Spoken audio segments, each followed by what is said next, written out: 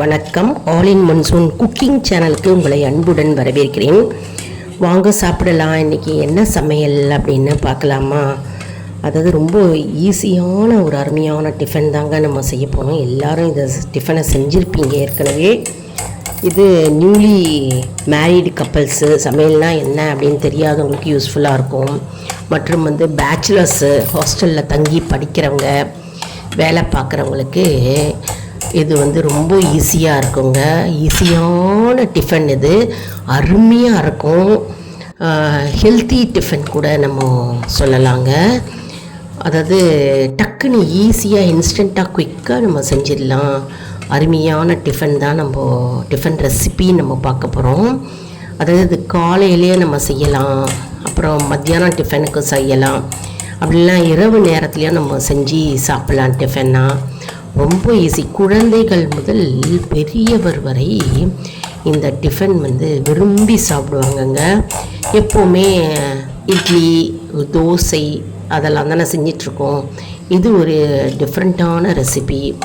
அதாவது கோதுமை மாவு எடுத்துக்கணுங்க. 1 கப்பு கோதுமை மாவு, கூடவே ரவை 1 கப்பு ஈக்குவலாக போட்டுக்கணும். அப்புறம் அரிசி மாவு 1/4 கப்பு போட்டுட்டு, உப்பு 1/4 டீஸ்பூன் போட்டு நல்லா மிக்ஸ் பண்ணிட்டு, சர்க்கரை இல்லைன்னா நாட்டு வெல்லம் இல்லை நாட்டு சர்க்கரை இல்லை வெல்ல பவுடர் அதை போட்டுக்கணும். ஏலக்காய் பவுடர், அப்புறம் பச்சை கற்பூரம் சிட்டிகை எடுத்து போட்டுட்டு நல்லா அந்த விஸ்கால் கலரி விடணுங்க. வேணா நீங்கள் மிக்சியில் கூட அரைச்சிக்கலாம். மிக்சிலையும் நம்ம நைஸாக அரைக்கக்கூடாது. அந்த ரவை போட்டிருக்கோம் இல்லையா, அதனால் கொஞ்சம் 1-2 ரவை தெரியணும். நல்லா விஸ்கால் கலரி விட்டுக்கணும். நல்லா திக்காகவே பேட்டர் இருக்கணும். ரொம்ப லூஸாக இருக்கக்கூடாது. பேட்டர் அதாவது மாவு நல்லா திக்காக இருக்கணும். திக்காக இருந்ததுன்னா ரொம்ப அருமையாக இருக்கும் ஊற்றுறதுக்கு.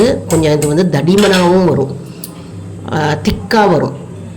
அதாவது ஊற்றும் போது மெலிசாக வராது, திக்காக வரும். ரொம்ப அருமையாக இருக்கும் இந்த டிஃபன். டக்குன்னு ஈஸியாக செஞ்சிடலாங்க. ஒன்றுமே இல்லைங்க. கோதுமை மாவு இருக்கணும், ரவை இருக்கணும், அரிசி மாவு 1/4 கப்பு அதை போட்டுக்கணும். வேணுன்னா தேங்காய் துருவலை நல்லா நெய்யில் வதக்கிட்டு அதில் போட்டுக்கலாம்.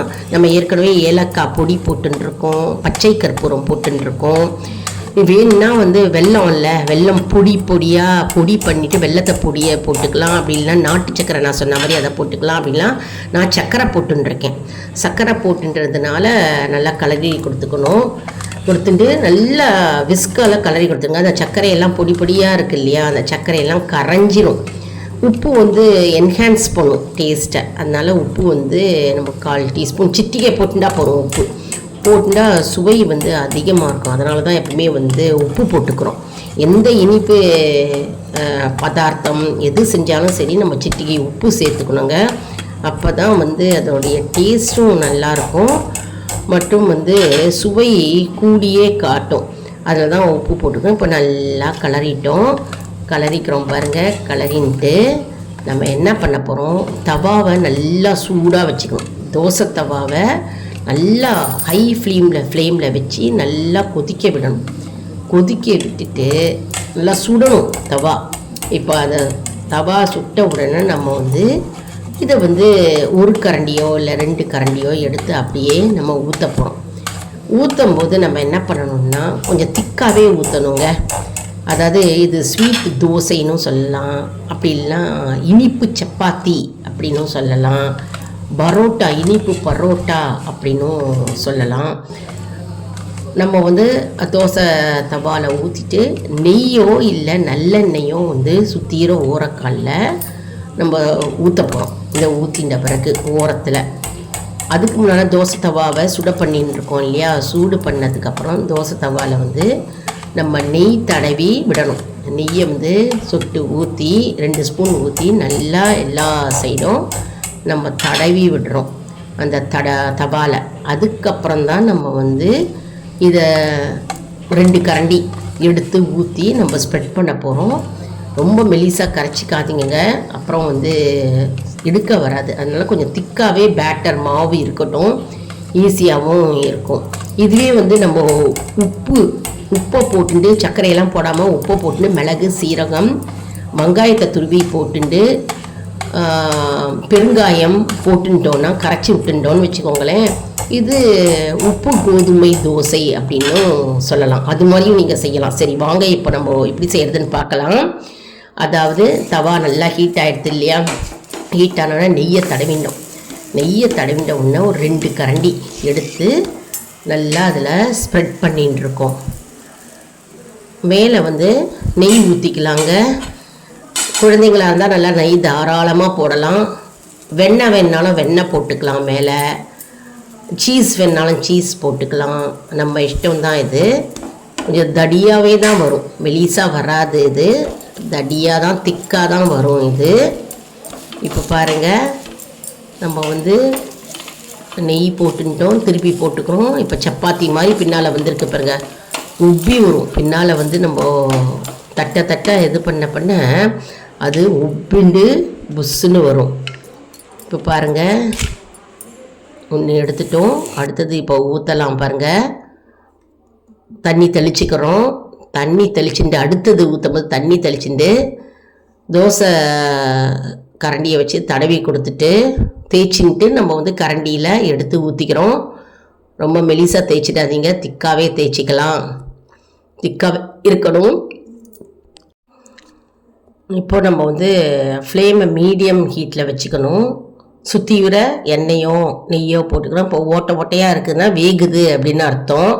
மூடி போட்டு மூடிடணும். மூடி போட்டு ஜஸ்ட்டு ஒரு 5 மினிட்ஸ் தாங்க. ஓப்பன் பண்ணால் அருமையாக ரெடி ஆகிடுங்க. இப்போ அடுத்தது ஊற்றிக்கலாம்.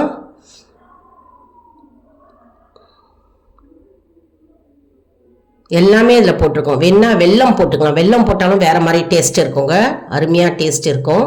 நான் சர்க்கரை தான் போட்டுருக்கேன். யூஸ்வலாக வெல்லத்தில் செஞ்சால் ரொம்ப நல்லாயிருக்கும். வேணும்னா தேங்காவை அப்படியே நெய்யில் வதக்கிட்டு அதில் போட்டுக்கலாம். செம்மையாக இருக்குங்க. தேங்காய் போட்டால் அப்பா அவ்வளோ அருமையாக இருக்குங்க. இப்போ வந்து 2 தோசை எடுத்துட்டோம். 2 ஸ்வீட் தோசை அப்படிலாம் ஸ்வீட் அடை அப்படின்னு சொல்லலாம். ஏன்னா கொஞ்சம் திக்காக ஊற்றிருக்கோம் இல்லையா, அதனால் நம்ம அப்படியும் சொல்லலாம். ஸ்வீட் சப்பாத்தி, இனிப்பு சப்பாத்தி அப்படின்னு சொல்லலாம். கோதுமை மாவில் செஞ்சதுனால கொஞ்சம் ஒரு மாதிரி கலர் கருப்பாக இந்த மாதிரி டார்க் ஷேட்லேயும் இருக்குங்க. இது அந்த மாதிரி தான் இருக்கும். டக்குன்னு ஈஸியாக செஞ்சிடலாங்க. எண்ணெய் நெய்யெல்லாம் நிறையவே ஊற்ற வேண்டாம், கொஞ்சமாக ஊற்றிண்டா போடும். சின்ன பிள்ளைங்க அப்படின்னா கொஞ்சம் நிறையா ஊற்றிக்கலாம். பெரியவங்களுக்கு சாப்பிட்ணும் அப்படின்னா எண்ணெயே ஊற்ற வேணாங்க. தவாவை ஜஸ்ட்டு வந்து நம்ம தண்ணியை தெளிச்சுட்டு நம்ம இந்த மாவை போட்டுன்ட்டு நம்ம முன்னும் பின்னுமா பரட்டி எடுத்தாலே போகிறோம். மூடி போட்டு ஒரு 5 நிமிஷத்தில் எடுத்தாலே போகிறோம். நல்லா வெந்துடும். மீடியம் ஹீட்லேயே வச்சுக்கணும். நம்ம தவாவை முதல்ல தான் பெருசாக வச்சுக்கணும், ஹை ஃப்ளேமில். டக்குன்னு ஈஸியாக செஞ்சிடலாம். எல்லாருமே விரும்பி சாப்பிடுங்க. ஏன்னா கோதுமை மாவுனாலே உடம்புக்கு நல்லது இல்லையா, அதனால் காலையிலையும் செய்யலாம், மாலை நேரத்தில் டிஃபன் மாதிரியும் செய்யலாம்.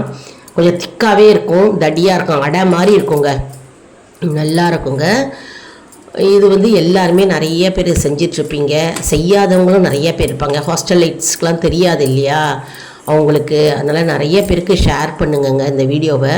நிறைய குக்கிங் வீடியோஸு நம்மளுடைய சேனலில் போட்டிருக்கோம், அப்லோடு பண்ணியிருக்கோம், போய் பாருங்கள்.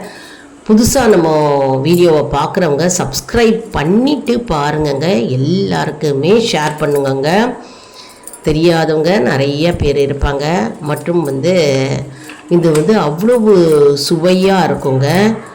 இது வந்து தஞ்சாவூரில் ரொம்பவே ஃபேமஸ்ஸு. தஞ்சாவூரில் எல்லாருமே நிறைய பேர் வீட்டில் இனிப்பு தோசை அப்படின்னு செய்வாங்க. நம்மளுடைய முன்னோர்கள் வந்து, அதாவது நம்ம பாட்டி அவங்கெல்லாம் வந்து நிறைய அந்த காலத்து ரெசிபி அவங்கெல்லாம் செஞ்சுருப்பாங்க நிறைய பேர்.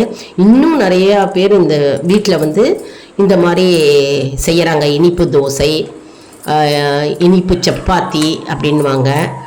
நீங்கள் வந்து என்ன பண்ணணுன்னா கோதுமையை முதல்லே நீங்கள் கலக்கியே நீங்கள் வச்சிடலாம்.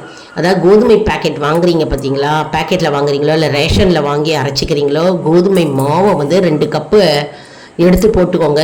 2 கப்போ உங்களுக்கு தேவையான அளவு எடுத்து ஒரு பாத்திரத்தில் கோதுமை மாவை போட்டுன்ட்டு அதுக்கு ஈக்குவலாக ரவா 1 கப்பு போட்டுட்டு 1/4 கப்பு அரிசி மாவு, அதை போட்டுட்டு கலரியே நீங்கள் மிக்ஸ் பண்ணியே வச்சிடலாங்க. ஃப்ரிட்ஜில் எடுத்து வச்சிட்டிங்கன்னா எப்பப்போலாம் தேவையாக இருக்கோ அப்பப்போ வெளியில் அதை எடுத்து வச்சுட்டு சர்க்கரையோ இல்லை நாட்டு சர்க்கரையோ அல்லது வெல்லமோ போட்டு நல்லா கரைச்சிட்டு ஏலக்காய் தூள் அப்புறம் பச்சை கற்பூரம் நல்லா பொடி பண்ணி அப்படியே கொஞ்சமாக சித்திக்கி போட்டு தேங்காயை வதக்கி நெய்யில் வதக்கி போட்டுட்டா டக்குன்னு நீங்கள் இதை சுட்டு கொடுக்கலாம். அந்த ஆப்பம் மாதிரியும் இருக்கும்.